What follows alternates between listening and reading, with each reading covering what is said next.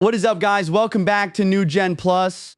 We've all played the hero, but today we're flipping the script to embrace the darkness. We're diving into 20 games where you start as the unapologetic villain, forced to master a hostile ecosystem where the world's AI is actively hunting your every move. From the oppressive laws of tyranny to the crushing weight of opposition in GTA 6, you have to be smarter and deadlier than the system itself. You won't believe the tactical insanity we've got at number 4, so let's get right into it.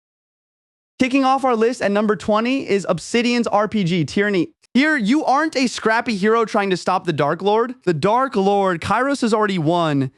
You play as a fate binder, effectively a judge, jury, and executioner for a brutal regime. The world of Tyranny is a genuinely hostile ecosystem defined by the crushing weight of Kairos' laws.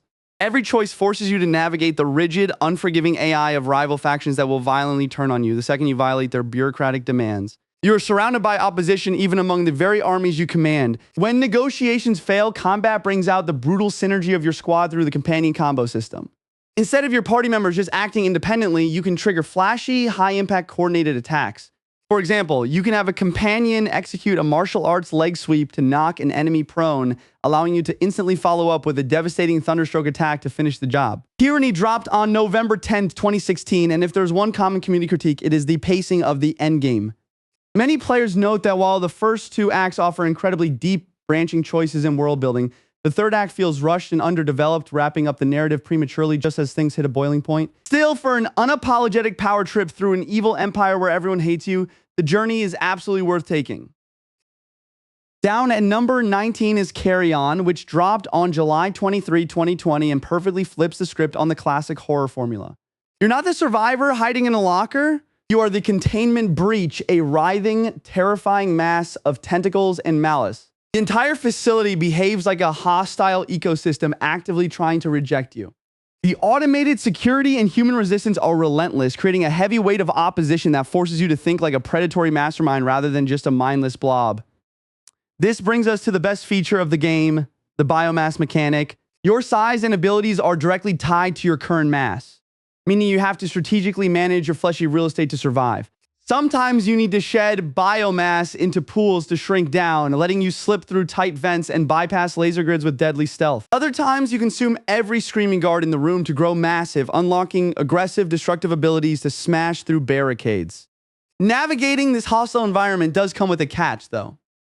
Carrion famously lacks an in-game map. Backtracking through the sprawling, interconnected facility can get incredibly confusing, and trying to figure out where to go next without a clear guide leads to some undeniable frustration. But honestly, getting a little lost is a small price to pay when the core gameplay loop of being an unstoppable, unapologetic monster is this satisfying. Down at number 18, we have a classic power trip. If you want to play as an unapologetic villain, you cannot go wrong with Crypto in Destroy All Humans 2. Specifically, we are looking at the Reprobed remake that dropped on August 30, 2022. Here, you are actively dismantling the 1960s social fabric, and the game's AI is built to make that as chaotic as possible. You're essentially fighting a hostile ecosystem. The human authorities, military, and secret agencies react to your presence with frantic, escalating aggression. The sheer weight of a world refusing to be conquered quietly forces you to get creative with your alien arsenal. Now, a common community critique is that Reprobed rigidly sticks to its 2006 roots. The mission structure can feel pretty dated and repetitive today, and some changes in the remake feel a bit clunky. For example, having the free love ability act as a weapon rather than a simple button press, or the inability to sprint while body snatching unless you specifically upgrade it, can slow down the pacing. But when you look past the old school jank, the loop of destruction is incredibly satisfying. The absolute peak of this is the gene blender mechanic. You hop into your flying saucer, abduct specific groups of humans from the open world, and literally blend them to unlock and upgrade your psychic abilities. It perfectly loops your mass destruction into empowering your future chaos. You're not just surviving this hostile human world, you are harvesting it. Down at number 17, we have Overlord II. Released back on June 23, 2009, this game puts you right in the spiked boots of the ultimate bad guy tasked with crushing the glorious empire. What makes this interesting is the sheer weight of the opposition. The enemy AI is designed to be highly organized and resilient, creating a hostile military ecosystem where you are heavily outnumbered by disciplined legions that rightfully view you as a literal monster. To tip the scales, you command a chaotic horde of minions. A huge standout mechanic here is the ability to mount your minions on creatures like wolves. This adds a fantastic layer of tactical mobility that the first game lacked, letting your forces jump over gaps and aggressively charge right into enemy lines to shatter their formations. It is not totally flawless, though. The most frequent community critique is the clunky control scheme and camera management. Trying to control the Overlord, wrangle the camera, and direct your minion horde during massive fights can get frustrating, sometimes making it feel like you're fighting the game interface instead of the actual Empire. But once you get the hang of it, directing a pack of wolf-riding gremlins to tear apart a rigid, overly proud civilization is just incredibly satisfying. Down at number 16, we have a game that drops you into a fiercely hostile urban ecosystem, Prototype 2. Released back in 2012, this sequel puts you in the boots of James Heller, a newly infected apex predator trapped in a city where the Blackwatch military and grotesque viral monstrosities are constantly at war. The weight of this opposition is heavy, with the city's AI actively hunting you down at every turn. But frankly, they are the ones who should be terrified. You are an unapologetic force of nature.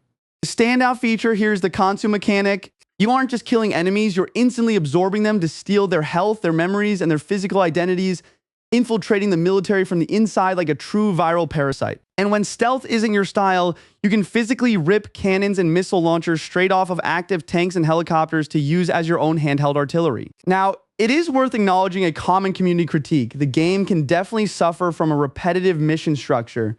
You will run into a lot of go here, kill everyone, consume the target loops. And as Heller becomes increasingly overpowered, the combat does lose some of its tension. But honestly, that lack of challenge actually feeds perfectly into the power fantasy. You aren't supposed to be struggling for survival in this ecosystem. You are the ultimate villain. And tearing through a militarized city that is desperately trying to stop you never really gets old. Down at number 15, we are taking a bite out of the food chain in Maneater. Released on May 2020, this one lets you play as the ocean's ultimate unapologetic villain, a bull shark with a serious grudge. But the waters aren't safe. You're constantly up against a hostile ecosystem where the AI doesn't just sit around waiting to be eaten. As you grow, heavily armed human hunter squads and rival apex predators actively track your movements. There is a constant heavy pressure where you have to master the environment to survive, otherwise you'll quickly become the prey. To handle that weight of opposition, you rely on Maneater's evolution system. This is easily the standout mechanic of the game. As you consume prey and gather nutrients, you can literally mutate your shark. We're talking snapping on bone armor to smash through, hunting boats, growing bioelectric teeth to stun enemies, or equipping shadow sets for bursts of incredible speed. You actively customize your playstyle to adapt to whatever threat the ocean throws at you. Now, the community has rightly pointed out that the mission structure gets pretty repetitive. The main gameplay loop usually boils down to going to an area, eating a certain amount of humans or fish, and killing a boss without much variety as the campaign goes on. But honestly, when you're a giant mutant shark electrocuting bounty hunters and treating the local beach like an all-you-can-eat buffet, that chaotic gameplay loop still manages to be a ridiculous amount of fun. Down at number 14, we are throwing it way back to June 26, 1997 with Dungeon Keeper. This is the grandfather of the play as the bad guy management sim. You are the architect of pure evil tasked with building a subterranean lair to torture, trap, and obliterate those annoying self-righteous heroes. What makes Dungeon Keeper so brilliant is how it flips the script to create a truly hostile ecosystem. The hero AI is programmed to actively probe your defenses. You're under constant pressure, feeling the weight of endless incursions from do-gooders trying to smash your dungeon core. To survive, you have to optimize your traps and keep your minions in line. And how do you keep them in line? You literally slap them. The game features this incredibly satisfying mechanic where your giant disembodied cursor hand can smack your demons across the face to punish them for laziness or force them to work faster. It is a tactile, hilarious layer of management that perfectly fits the villainous tone. Now, being the bad guy does come with some management headaches. A common critique from the community, even decades later, is the frustrating AI pathfinding for your own creatures. Your minions have a bad habit of ignoring direct commands, wandering off to mine distant gold veins instead of defending the dungeon, or just retreating from battle when you need them most. It requires a heavy dose of micromanagement to keep your forces focused. But honestly, aggressively wrangling a horde of chaotic, easily distracted monsters while fending off relentless hero attacks just makes finally crushing the forces of good feel that much sweeter. Down at number 13, we are strapping in to serve the Galactic Empire. Now, to be clear, there isn't an official commercial release called TIE Fighter Remastered. What we are actually looking at is the TIE Fighter Total Conversion. This is a massive community-driven mod that ports the legendary 1994 classic into the X-Wing Alliance engine, complete with a major update that dropped as recently as March 2026. You play as the unapologetic enforcer of the Emperor's will, dropping into a deeply hostile space combat ecosystem. The mod features reimagined campaigns that expand the original missions with more ships, modern lighting, and significantly updated enemy AI. The Rebel Alliance acts as a persistent, highly skilled opposition that refuses to surrender, constantly testing the weight of your duty with relentless tactical maneuvers. The absolute best part is the full VR support, letting you physically sit inside an Imperial cockpit and interact directly with your displays. But you do need to know going in that the barrier to entry is steep. This is a true simulator, not an arcade shooter. You have to actively manage your ship's energy distribution on the fly, balancing power between your shields, lasers, and engines just to survive. The community consensus is clear that trying to play this with a mouse and keyboard is a remarkably poor experience. If you want to crush the rebellion and enforce order across the galaxy, you really need a dedicated HOTAS flight stick setup to experience it the way it was intended. Coming in at number 12, we have the absolute juggernaut on the horizon, GTA 6. You are dropping straight into the sprawling, volatile state of Leonida as a criminal force of nature. But being the unapologetic bad guy this time around means dealing with a truly hostile ecosystem that wants to shut you down. We are talking about a highly advanced, reactive police AI system that completely changes the formula. Forget the old days of just outrunning the cops in a straight line to lose a simple wanted level. Law enforcement in GTA 6 reportedly uses sophisticated tactics, realistic pursuit patterns, and intense environmental awareness. You're going to feel the crushing weight of the law tracking your every move, forcing you to use actual stealth and dynamic decision-making to survive the chaos you cause. There is a catch, though. A recurring concern in the community right now is how the game will actually feel to control. A lot of fans are worried about clunky movement, fearing GTA 6 might carry over that heavier, deliberate animation-based style found in Red Dead Redemption 2. When you're in fast-paced, high-intensity combat against an advanced police AI, unresponsive controls could be a nightmare. Still, if Rockstar nails the balance between weighty realism and responsive action, tearing apart this reactive world is going to be an unforgettable ride when the game finally launches on November 19, 2026. Moving on to number 11, we have the ultimate cold-blooded professional, Agent 47 in the modern Hitman trilogy that kicked off on March 11, 2016. In this series, you are unequivocally the bad guy, a genetically engineered killer dropped right into the middle of a hostile ecosystem of high-security environments. You act as a ghost in a very complicated machine. Hitman operates on a highly reactive social stealth system where every NPC follows a complex scheduled routine. The true genius here is the opportunity system. You are rewarded for playing the apex predator by eavesdropping on conversations and discovering environmental clues to orchestrate elaborate accidental kills. Dropping a chandelier on a billionaire or poisoning a target's drink makes you feel like a master manipulator rather than a standard shooter. You have to carefully manage the weight of suspicion and the intricate social patterns of those you're sent to eliminate. Now, a frequent community critique is that this AI can eventually feel overly predictable. Players often note that once you learn the rigid patterns of the NPCs, the challenge shifts from playing a master assassin to becoming a system exploiter. Some of the blending in mechanics can also feel a bit underutilized, making the world slightly less reactive to your presence than it could be. But even with those exploitable routines, the sheer pressure of navigating a map filled with armed opposition and suspicious onlookers makes every successful hit an absolute triumph. Down at number 10, we have a game that makes you the ultimate unapologetic party crasher. If you have ever had loud neighbors keeping you up at 3 a.m., Party Hard 2 lets you live out the darkest version of that fantasy. Released back on October 25, 2018, this game drops you into a hostile ecosystem of drunken revelers where your only goal is absolute silence by any means necessary. The crowd AI here is dense and highly reactive. You aren't just taking out targets, you're managing a living, breathing party that gets increasingly paranoid as the body count rises. To handle the sheer weight of this opposition, Party Hard 2 introduces a surprisingly fun crafting system. You can scavenge the environment, combining everyday items like a lighter and a can of gasoline to create devastating improvised weapons. Add in the multi-kill ability, and you can strategically wipe out whole groups in one fluid motion before slipping right back into the shadows. Now, it is worth mentioning that the community has had some valid gripes with just how unpredictable this ecosystem can be. The AI behavior, specifically the police response, can sometimes cross the line from challenging to just plain unfair. Cops occasionally seem to track you without a clear line of sight, meaning some stealth runs can feel a bit too reliant on trial and error. But when the systems click and you successfully manipulate this chaotic crowd into a series of fatal chain reactions, ruining the party has never felt so satisfying. Moving down to number 9, we have Evil Genius 2 World Domination. Building a doomsday device naturally paints a massive target on your back, and the forces of justice aren't just going to let you scheme in peace.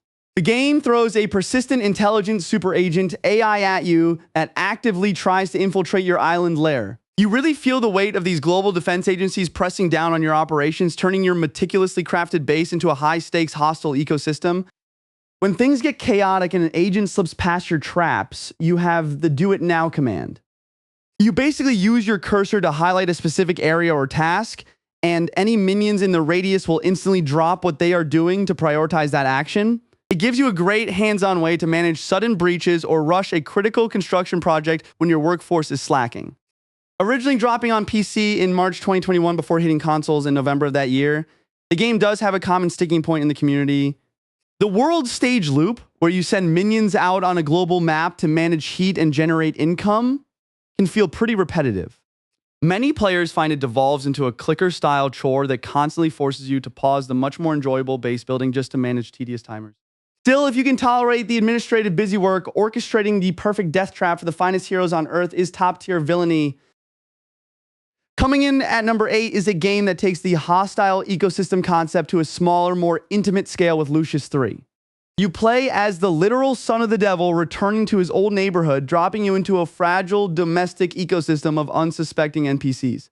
Your entire goal is to introduce subtle supernatural corruption into this environment, manipulating the AI to create paranoia and engineer fatal accidents as you systematically dismantle the lives of everyone in town. The weight of the opposition here is not a heavily armed military force. It is an entire community slowly reacting to the darkness you bring. Released back on December 13, 2018, the game gives you some incredibly wild demonic powers to navigate this world. One of the standout features is the ability to transform into a raven to fast travel across the map. It is a great way to scout your victims, but you have to be careful. If you decide to transform back into your human form while flying at too high an altitude, Lucius will just plummet to his death. Even the Antichrist has to respect gravity. Now, we do have to mention the elephant in the room. The community was pretty vocal about the game's technical state, citing pervasive bugs, frame rate issues, and clunky controls that can make the experience feel a bit broken at times. But if you can look past the jank, there's a devious satisfaction in playing the unapologetic villain and tearing apart a quiet town from the inside out. Coming in at number 7, we are taking the villain role to a microscopic level with Plague Inc. Originally released back on May 26, 2012, this game puts you in the protein shell of a pathogen designed to completely wipe out humanity. The real challenge here is the incredibly hostile ecosystem AI. The global health organizations act as a reactive worldwide defense mechanism. As you mutate, humanity adapts. They close borders, initiate lockdowns, and desperately race to engineer a cure. You have to carefully balance the weight of your infection rate against this intelligent opposition so they do not eradicate you first. Now, a common community critique is that the standard game can have a lot of downtime. You will often find yourself cranking the game to maximum speed and just waiting for DNA points to accrue, or for an island nation to finally catch a cough, making it feel a bit like an idle game. But if you want to bypass the waiting, the game features a wildly different Shadow Plague mode. Instead of just picking traits from a menu, this mode gives you a powerful vampire to control. You physically move your bloodsucker across the tactical map to feed on populations and actively fight off an ancient sect of vampire hunters called the Templars. It completely shifts the dynamic from a passive infection simulator to an aggressive tactical hunt where humanity is firmly on the menu. Down to number 6, we have a game that truly plays with your head. Spec Ops The Line. Released back on June 26, 2012, this one drops you into a sand-chucked apocalyptic vision of Dubai. You go in thinking you're this standard issue military hero, but the narrative masterfully transforms you into the unapologetic villain of the story. The community has always been pretty vocal about the moment-to-moment gunplay. To be totally upfront, the mechanics feel like a fairly generic, sometimes clunky third-person cover shooter. The movement can be a bit sticky and definitely lacks the polish of something like Gears of War. However, that standard combat loop quickly takes a backseat to how you interact with the world. What makes the action stand out is the hostile ecosystem itself. Dubai is buried in sand, and you can actually use that dynamic hazard against the people trying to survive it. You can strategically shoot out glass windows or destroy weakened structures to trigger massive sand avalanches. burying enemies alive and clearing your path in a way that feels incredibly distinct. It is a terrifying display of power against a desperate opposition. The enemy AI and the suffocating environment work together to push back against your progression. Every survivor you gun down and every squad you crush under tons of sand forces you to confront the horrific consequences of your violence, cementing your status as the true monster of the desert. Down to number 5, we have the 2005 masterpiece, Shadow of the Colossus. On the surface, this is a beautiful, solitary adventure about a desperate soul trying to revive a loved one. But as you explore this forbidden land, the tragic reality sets in. You are the invasive species. You are the unapologetic villain destroying a peaceful ecosystem. The game is legendary for its show, don't tell approach to boss encounters. Instead of traditional hack and slash combat, every single Colossus acts as a unique living puzzle driven by an imposing monumental AI. You have to study the creature's behavior, figure out how to exploit its environment, and then actually climb the thing. Managing your stamina and grip meter while hanging onto the fur of a skyscraper-sized beast creates a high-tension experience where you really feel the physical weight and scale of what you're fighting. Now, it is true that a common critique of the game is its erratic camera system, which can easily clip through geometry in tight spaces, alongside movement controls that feel undeniably heavy and deliberate. But honestly, that clunkiness serves a thematic purpose. It emphasizes your extreme vulnerability against this massive opposition. Every time you strike a fatal blow and watch one of these magnificent ancient guardians fall to the earth, the music turns mournful. The local ecosystem never asks for a fight, but your selfish quest forces you to slaughter its only protectors, cementing your role as the true monster of the story. Down at number 4, we have a classic case of one undead guy taking on an entire society in Stubbs the Zombie in Rebel Without a Pulse. Originally released way back in October 2005 and getting a modern remaster in March 2021, this game drops you into a retro-futuristic utopia as the unapologetic villain. You aren't surviving a zombie apocalypse here, you are the apocalypse. The city of Punchbowl functions as a highly reactive, hostile ecosystem. As you eat brains and build your horde, the town's AI goes into full panic mode. You really feel the weight of the opposition as the citizens and police forces rally against you with superior numbers and sci-fi technology. To level the playing field, Stubbs has one of the coolest mechanics from that era. You can literally rip off your own severed hand, lob it onto a human's head, and take direct control of them. Suddenly, you're turning the enemy's own plasma pistols and rocket launchers against them. Now, it is worth mentioning that the game definitely shows its age. A common community critique is that it can feel a bit like a repetitive tech demo by today's standards, featuring barren levels, aimless wandering without a proper map, and some seriously frustrating difficulty spikes later on when snipers and tanks show up. But even with those retro growing pains, the sheer joy of watching a terrified, technologically advanced society crumble under the weight of your growing undead army makes this a villainous power trip worth taking. Down to number 3, we're taking a trip back to the PSP era with Undead Knights, released in North America on September 29, 2009. Here you play as a resurrected warrior seeking vengeance against the corrupt kingdom that betrayed you. The enemy forces act as a hostile martial ecosystem, a relentless wall of opposition trying to put you back in the grave. But here's where your villainous dark pact kicks in. You don't just kill this relentless AI, you assimilate it. The core hook of the game is the zombification mechanic. Every fallen foe can be turned into a loyal member of your personal undead army. It is incredibly satisfying to command your rotting minions to form human bridges, to cross gaps, use them as meat shields, or literally chuck them at massive bosses to stun them and dish out heavy damage. You're weaponizing the very ecosystem that is trying to destroy you. It is not a flawless power trip, though.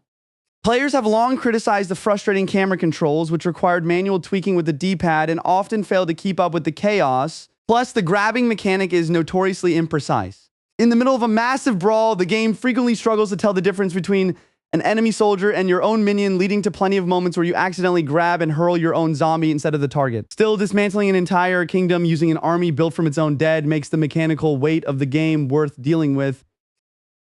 Down to number 2, it's time to put on the dictator's hat with Tropico 6. Hitting PC back on March 29, 2019, this game puts you right in the palace seat as El Presidente. You are unapologetically ruling a Caribbean nation with an iron fist, but the primary threat here is the hostile ecosystem AI. We aren't talking about mutant monsters, we're talking about your own citizens, political factions, and angry global superpowers.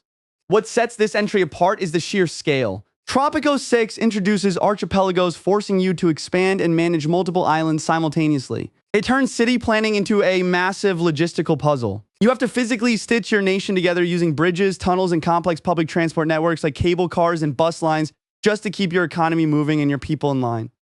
Managing this complex socio-political ecosystem does come with some friction, though. A frequent community critique is that the game can sometimes feel a bit disjointed or messy. You're constantly bombarded with overlapping demands, political ultimatums, and bothersome random requests.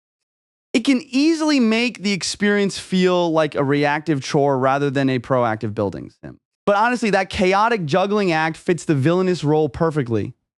The weight of opposition is incredibly heavy, and balancing the demands of your simulated citizens while ignoring international pressure is exactly what it takes to maintain your absolute grip on power.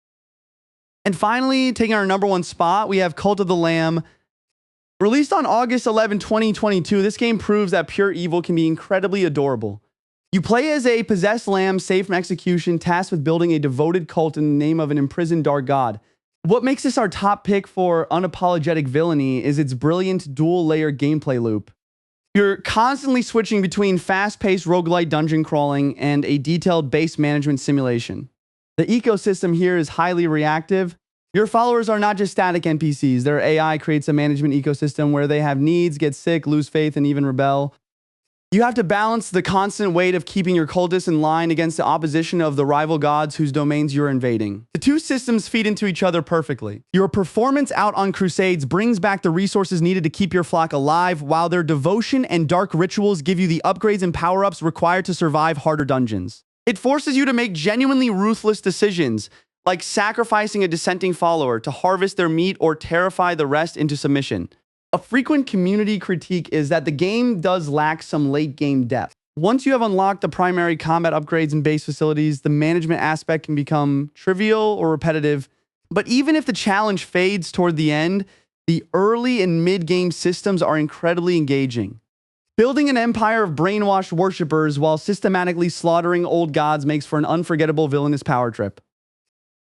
And that's our list for 20 games where you start as the unapologetic villain. Whether you were wreaking havoc or just embracing the evil, it was a blast going over these titles.